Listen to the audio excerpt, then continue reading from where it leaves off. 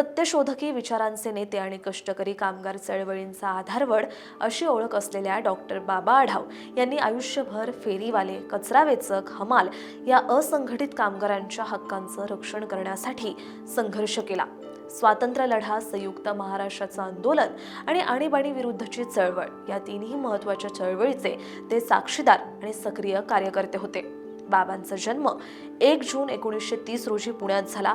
श्री शिवाजी मराठा हायस्कूलमधून शालेय शिक्षण पूर्ण केल्यानंतर त्यांनी रसायनशास्त्रात पदवी आणि आयुर्वेदिक वैद्यकशास्त्रात पदविका शिक्षण पूर्ण केलं. बाबांवर लहानपणापासून राष्ट्र सेवा दलाचे संस्कार झाल्यामुळे महात्मा फुले आणि साने गुरुजी यांच्या विचारांचा त्यांच्यावर प्रभाव पडला. श्री शिवाजी मराठा हायस्कूलचे मुख्याध्यापक जगताप यांचे समाजवादी चळवळीतील संस्कार झाल्यामुळे ते सत्यशोधक चळवळीकडे आकर्षित झाले. बाबांनी वैद्यकीय सेवा सुरू केल्यानंतर त्यांच्या घराच्या आसपास असणाऱ्या व्यापारी पेठांमुळे येणाऱ्या रुग्णांमध्ये हमालांची संख्या मोठी होती. त्यांच्याशी बोलताना हमालांवरील शोषणाची आणि अन्यायाची जाणीव झाल्यामुळे 1955 मध्ये त्यांनी हमाल पंचायत स्थापन केली.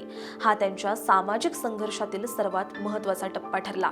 गुलटेकडी येथे त्यांनी उभी केलेली हमाल पंचायतची भव्य वास्तू त्यांची साक्ष आहे.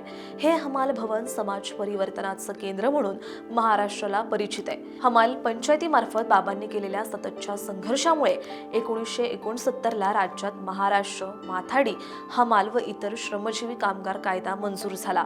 असंघटित कामगारांच्या कल्याण आणि सुरक्षेसाठी हा देशातील पहिला कायदा होता. हमाल पंचायतीमार्फत त्यांनी कष्टाची भाकर, हमाल नगर, हमाल भवन, हमाल पतसंस्था, कष्टकरी विद्यालय असे मोठे रचनात्मक काम उभं केलं.